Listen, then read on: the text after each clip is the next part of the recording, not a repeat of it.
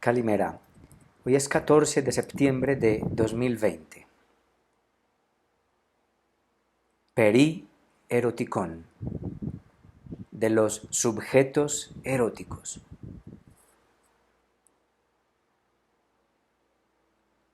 Los antiguos grecos, supongo que no solamente ellos, los más antiguos de los antiguos grecos,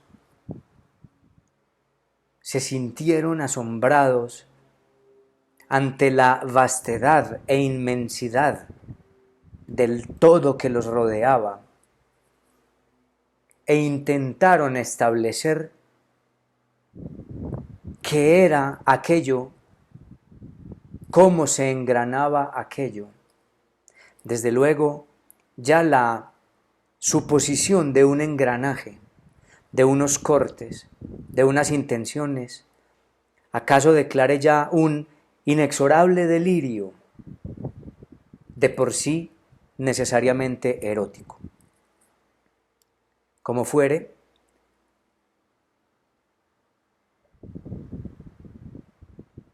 intentaron no solamente darles nombres a las cosas, es decir, no era un mero amaño de nominación. La nominación no es solamente el placer de categorizar, de discriminar. Nominar implica para el ser humano no solamente discriminación, sino significación. Es decir, engranaje, orden e intención, sensación de verdad intencionada. En este sentido, los antiguos consideraron que todo lo que los rodeaba estaba lleno de intención engranada, de intención acompasada, de intención orgánica. Y esta es quizás una de las primeras nociones de lo divinal. Llamar al sol Helios no solamente era discriminarlo para distinguirlo de una montaña o de Selene, la luna, sino que además implicaba adjudicarle una divinidad, decir que el sauce era divino, que en los lagos habitaban ninfas. Desde luego, primero declara que no somos capaces de ver al mundo directamente, sino que lo habitamos desde una dimensión e intentamos asumir eso que vemos, supeditados desde ese confinamiento, que no puede ser más que confinamiento erótico, es decir, poético.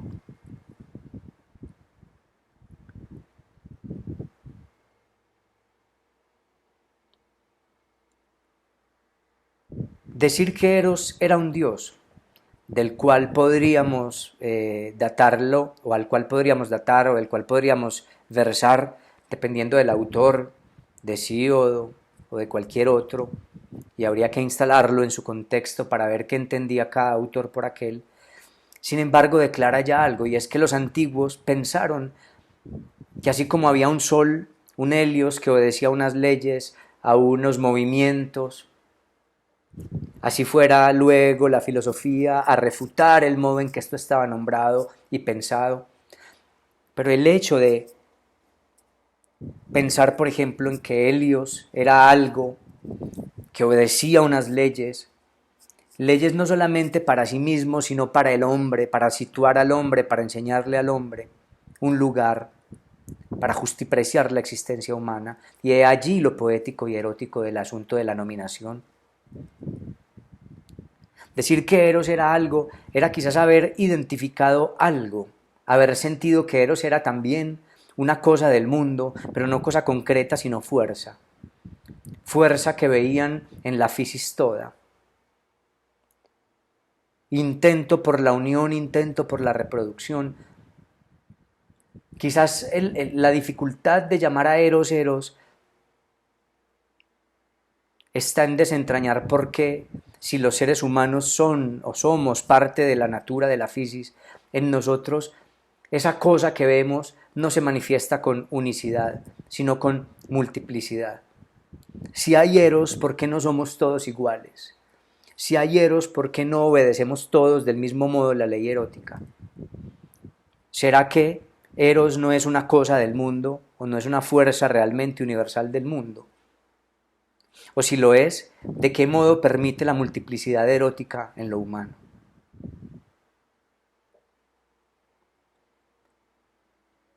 Constatamos, y los antiguos lo sabían, que por ejemplo, lo que nos era considerable, lo que era considerado bello en una cultura quizás no lo era para otra.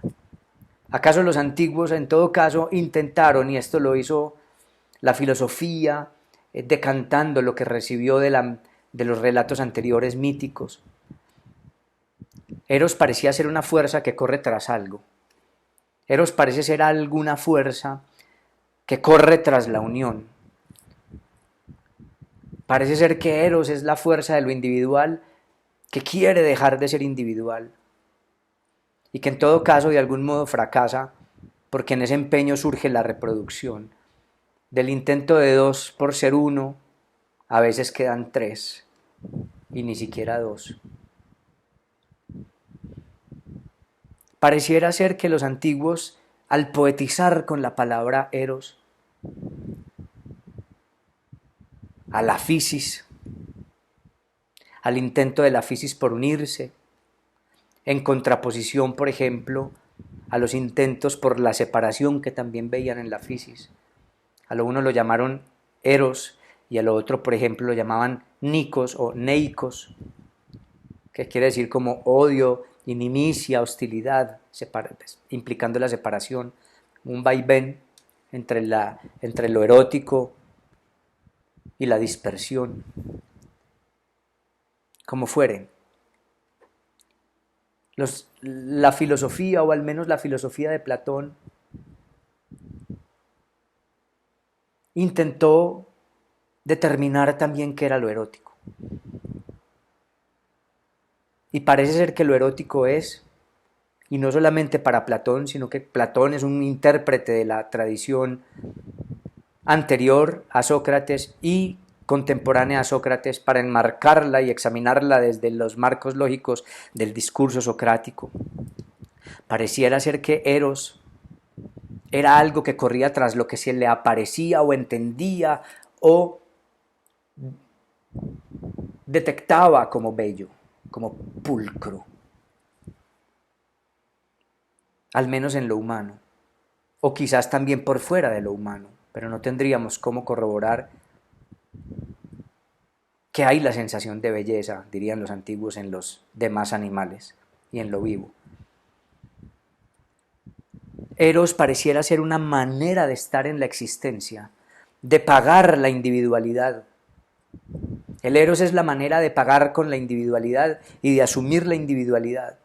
Es una fuerza que pareciera obligar a ese individuo a abrirse al resto de la fisis, buscando una plenitud, o, según otros, ya de otras corrientes, ejerciendo esa plenitud. Para muchos, eros puede ser la búsqueda de plenitud, pagando así la individualidad. Y para otros, simplemente el testimonio de la ejecución de la individualidad ya engranada en ese todo. Los primeros considerarían una falta, una pérdida, una búsqueda, y en los otros una ejecución armoniosa, engranada, encajada. Parece ser que cuando miramos a lo no humano, vemos la segunda posibilidad. Los animales parecieran, aunque mientras más superiores, mientras más desarrollados, mientras más tienden a tener un sistema nervioso desarrollado, parecieran no cumplirlo plenamente, pero mientras observamos a los animales, a los demás animales, a los no humanos, pareciera que hay una encarnación armoniosa, una ejecución armoniosa del acto erótico. Pareciera que hay un acompasamiento o que por lo menos no hay una quebrazón que sí corroboramos en lo humano. O quizás sea nada más la suposición de la armonía y el encajamiento, la imposibilidad de lo humano para poder ver de frente lo que no es metafórico y humano. Como fuere, como solo podemos prácticamente saber de algunas consecuencias de lo humano, los seres humanos han solido interpretar a la natura como un acto encajado. Y cuando vamos más allá de los mamíferos, de los animales en general,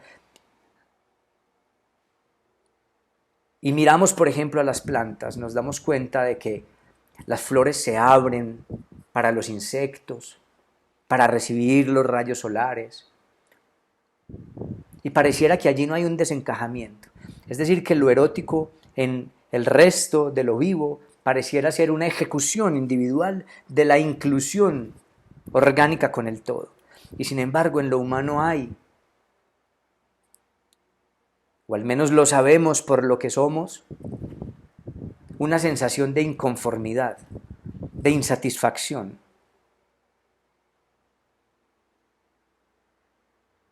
Y en los humanos, la individualidad pareciera no estar del todo engranada, puesto que al estar incluidos en el sentido, ese sentido se instala como una quebrazón, como un desencajamiento, como una instalación en una dimensión que, si bien está en el mundo, pareciera estar a su vez por fuera de lo no humano.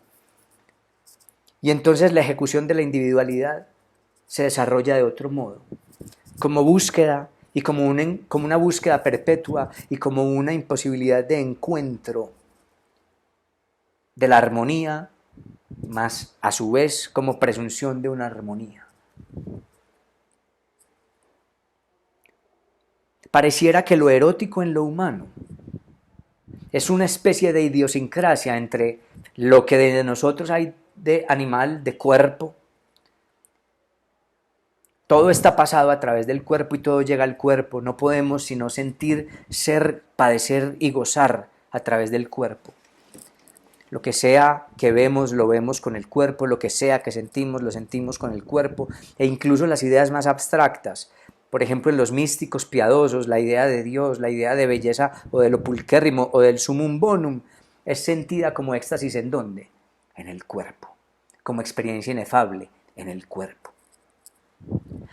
Entonces lo erótico se paga primero como una idiosincrasia con lo que tenemos de animal, con lo que tenemos de cultura, es decir, del logos heredado, del mundo que nos hereda el otro, las costumbres, los gestos, la lengua. Es decir, por los sentidos en los que ingresamos, en los que nos creemos ser alguien y en los que ocupamos un lugar para nosotros y para otros en eso que hemos llamado el teatro del mundo. Y por último, como posición individual en ese mundo que nos permitió ser y como posición individual que puede ser de legitimación del mundo, enriquecimiento o proposición al mundo, o de oposición a ese mundo. La idiosincrasia de lo erótico se paga con lo biológico, somático, orgánico, de lo que poco realmente sabemos. Y cuando quiero decir que poco sabemos es viviendo, no sabemos qué le está pasando a nuestro organismo mientras estamos viviendo, no sabemos si hay una enfermedad que se desarrolla dentro de nosotros, no sabemos cómo está circulando nuestra sangre, aunque en los libros nos dice que la sangre circula. No podemos más que creerles a los libros y a los médicos, ¿cierto? A la ciencia.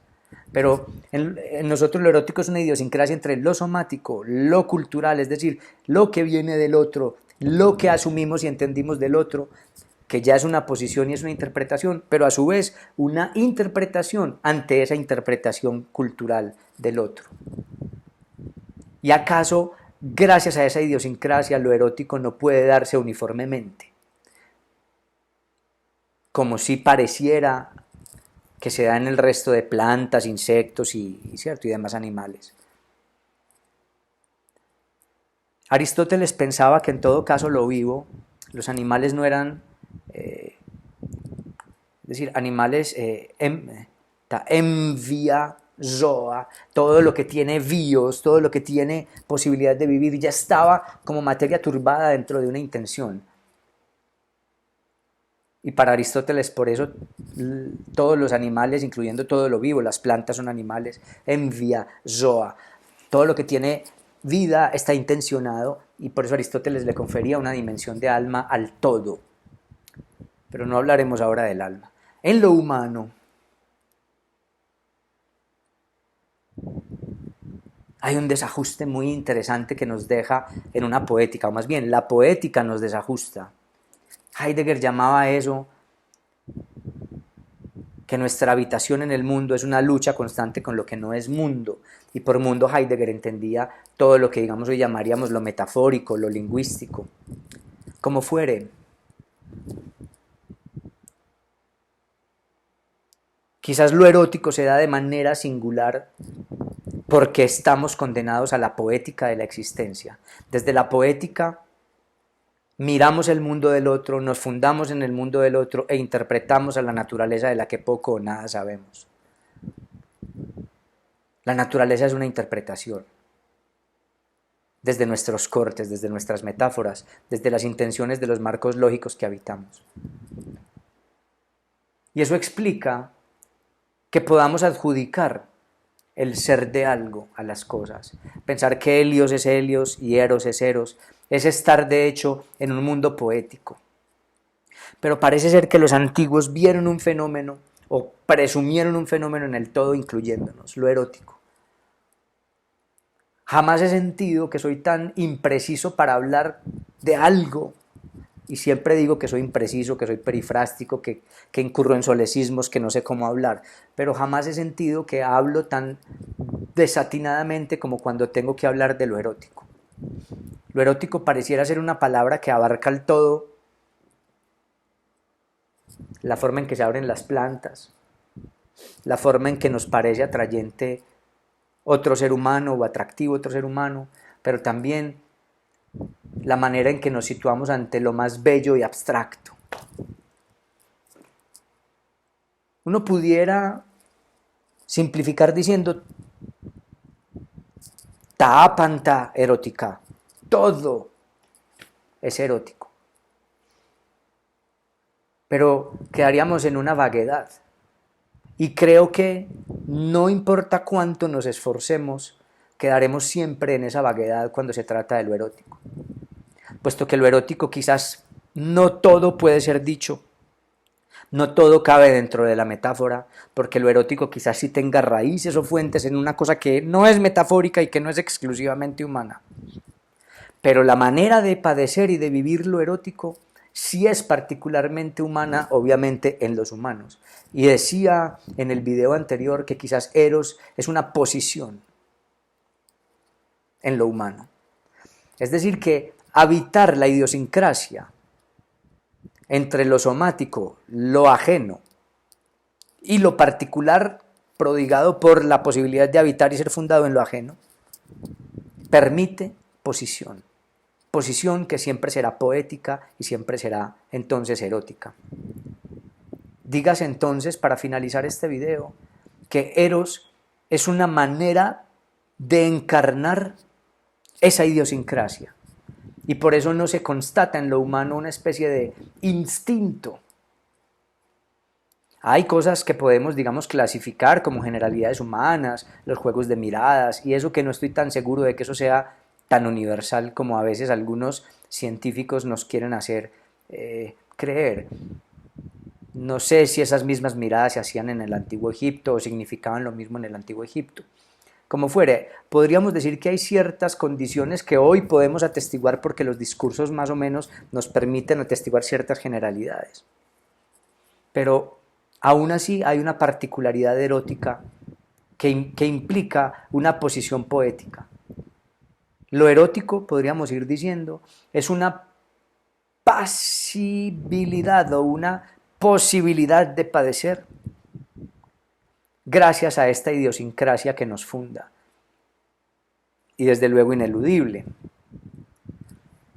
Lo erótico es necesariamente, como el lenguaje, una encarnación, no un abstracto. El problema de mencionar a Eros como deidad abstracta, que no es problemático, tiene las mismas consecuencias que hablar del lenguaje sin hablar de alguien específico. El lenguaje solo lo es como aplicación, ejecución y encarnación en alguien.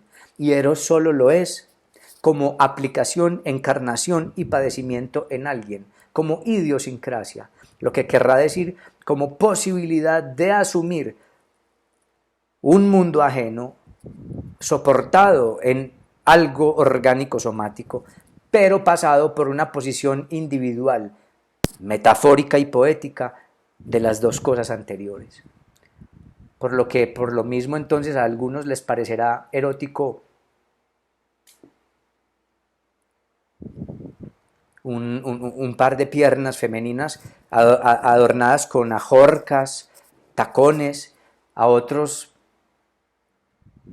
el estiramiento del cuello y los labios con unos platos, a otros llenarse de tachos y de metales el rostro, a otros llenarse la piel con símbolos, a veces significativos y a veces insensatos, a otros leer un libro o ir a una galería para buscar cuál es el cuadro que hace que uno se quede en suspenso por la afectación de algo que no es metafórico. A otros, como los místicos, el saltar el vallado del lenguaje, o al menos de la metáfora, porque el vallado del lenguaje no puede saltarse, el vallado de la metáfora para padecer la experiencia no metafórica inefable. Es decir, que entonces lo erótico es posibilidad particular poética de esa idiosincrasia. Por eso en el video anterior yo ponía como ejemplo dos posibles generalidades. Partir el mundo en dos es siempre, es decir, el mundo se divide entre los que comen pollo y los que no, o en quienes tocan violín y los que no. Son formas vagas de poetizar, como decía Foucault, formas de cortar en la mesa de disección. Pero lo que quise decir en el video anterior diciendo que hay quienes se protegen del eros presunto y hay quienes lo buscan como acto místico, simplemente era para mostrar algo que sí creo que puede ser válido para lo humano, y es que eros es posición posible para buscar y padecer, que puede incluir a lo metafórico y a lo más allá de lo metafórico que el mismo lenguaje pone como posibilidades. Lo no metafórico y lo místico no es un por fuera del lenguaje, es posibilidad de los límites del lenguaje.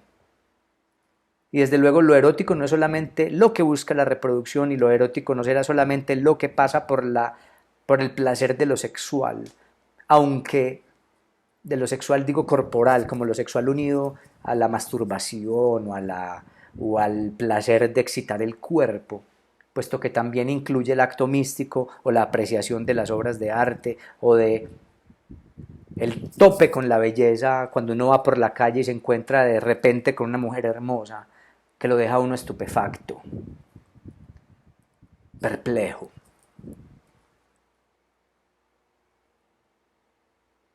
Simplemente podríamos decir hoy, de manera vaga, muy a tientas, como serán todos estos videos del Eros, si es que hay otros, es que Eros es el modo de ejecutar la idiosincrasia que en nosotros no es sino modo poético. Allí donde hay posibilidad de poetizar metafóricamente, y por poetizar no estoy hablando de hacer poemas, sino de las posibilidades de habitar la metáfora o la no dimensión metafórica del lenguaje, es erótica, porque es haber cortado al mundo.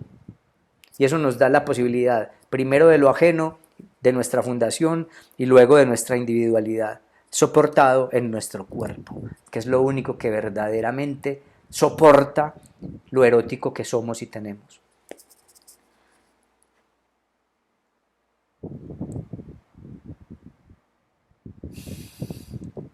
Creo que por hoy esto es. Muchas gracias por seguir el video. Aftaizan lipon, ευχαριστώ όσους ακολουθείτε τα βίντεό μου. Άπαντα τα ανθρώπινα, ερωτικά, άρα ποιητικά. Todo lo humano es erótico, ergo poético. Decía, poético no como hacer poemas, sino erótico como la posibilidad de desajuste pasible de lo que permite el mundo de lo humano. Hasta ahí, San, ya, hasta la próxima, si es que hay una próxima.